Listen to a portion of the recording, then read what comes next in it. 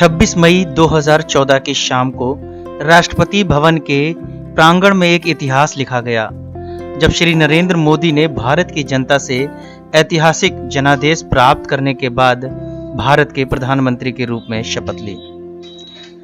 भारत की जनता ने श्री नरेंद्र मोदी में एक ऐसे ओजस्वी, निर्णायक तथा विकासोन्मुख नेता की छवि देखी जो करोड़ों भारतीयों के सपनों और उनकी आकांक्षाओं को पूरा करने के लिए आशा की एक किरण बनकर सामने आए हैं। विकास पर जोर देने, विस्तार पर नजर रखने और गरीबों के जीवन में गुणात्मक बदलाव लाने के उनके प्रयासों ने श्री नरेंद्र मोदी को संपूर्ण भारत में एक लोकप्रिय तथा सम्मानित नेता बना दिया है।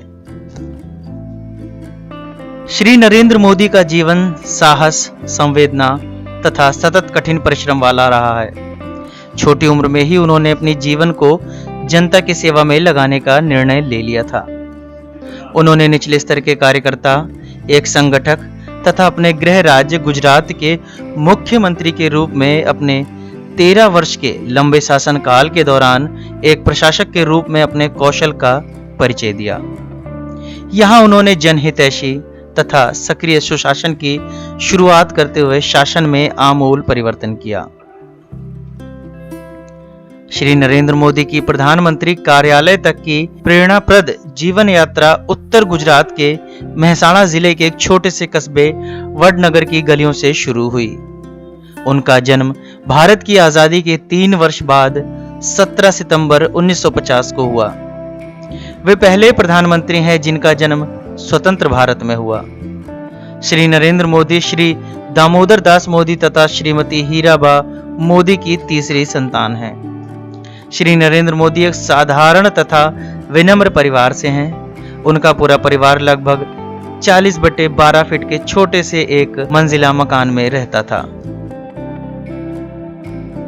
श्री नरेंद्र मोदी के सृजनात्मक वर्षों ने उन्हें शुरू से ही कठिन परिश्रम करना सिखाया, जिसके फलस्वरूप ही वे अपनी पढ़ाई तथा पढ़ाई के बाद के जीवन के बीच तालमेल बिठा पाए और अपने परिवार की चाय की दुकान पर काम करने के लिए समय निकाल पाए, क्योंकि उनके परिवार को 2 वक्त की रोटी की व्यवस्था करने के लिए बहुत संघर्ष करना पड़ता था।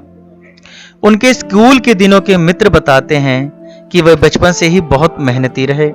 वे चर्चा करने के लिए हमेशा तैयार रहते थे, पुस्तकें पढ़ने के लिए उत्सुक रहते थे। उनके सहपाठी बताते हैं कि किस तरह श्री मोदी स्थानीय पुस्तकालय में घंटों अध्ययन किया करते थे। बचपन में उन्हें तैराकी का भी शौक था। बचपन से ही श्री नरेंद्र मोदी के विचार तथा उनके हम उम्र बच्चों के विचार से बिल्कुल अलग थे। शायद यह वडनगर का ही प्रभाव था, क्योंकि यहाँ सदियों पहले बौद्ध शिक्षा तथा अध्यात्म का जीवंत केंद्र था। बचपन में वे समाज में बदलाव लाने के प्रबल पक्षधर थे। वे स्वामी विवेकानंद के कार्यों से अत्यधिक प्रभावित थे, जिससे उनके जीवन में अध्यात्म की नींव पड़ी और भारत को जगत गुरु बनाने के स्वामी जी के सपने को पूरा करने की दिशा में कार्य करने की प्रेरणा मिली। 17 वर्ष की आयु में उन्होंने संपूर्ण भारत की यात्रा करने के लिए घर छोड़ दिया। 2 वर्षों तक उन्होंने विभिन्न संस्कृतियों का पता करने के लिए भारत के विशाल भूखंड की यात्रा की। जब वे घर लौटे तब वे अलग किस्म के व्यक्ति बन चुके थे, जिसे यह स्पष्ट पता था कि उन्हें जीवन में कौन सा लक्ष्य हासिल करना है। वे अहमदाबाद चले गए और राष्ट्रीय स्वयं सेवक संघ यानी RSS से जुड़ गए।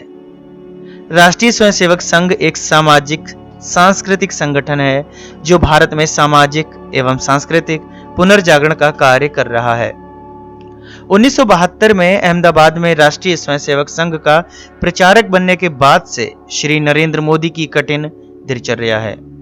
उनकी दिनचर्या प्रातः 5 बजे से शुरू होती है और देर रात तक चलती है। 1970 के दशक के आखिरी दिनों ने यह भी देखा कि युवा नरेंद्र मोदी ने भारत में आपातकाल के दौरान दमित किए जा रहे प्रजातंत्र की पुनर्बहाली के लिए चलाए जा रहे आंदोलनों में हिस्सा लिया। 1980 के दशक में संघ में अलग अलग जिम्मेदारियां लेते हुए श्री नरेंद्र मोदी अपने संगठन कौशल के नमूने के साथ एक संगठक के रूप में सामने आए। 1987 में नरेंद्र मोदी के जीवन का एक अलग अध्याय तब शुरू हुआ जब उन्होंने गुजरात में भारतीय जनता पार्टी के महासचिव के रूप में कार्य करना शुरू किया। अपने पहले कार्य में श्री नरेंद्र मोदी ने अहमदाबाद के नगर निगम चुनाव में भारतीय जनता पार्टी को पहली बार जीत दिलाई। उन्होंने 1990 के गुजरात विधानसभा चुनाव में भी भारतीय जनता पार्टी को कांग्रेस के बाद दूसरी सबसे बड़ी पार्टी बनाई। 1995 के विधानसभा चुनाव में श्री नरेंद्र मोदी के संगठन कौशल के फलस्वरूप भारतीय जनता पार्टी का मत प्रतिशत बढ़ा और पार्टी ने 121 सीटें जीती।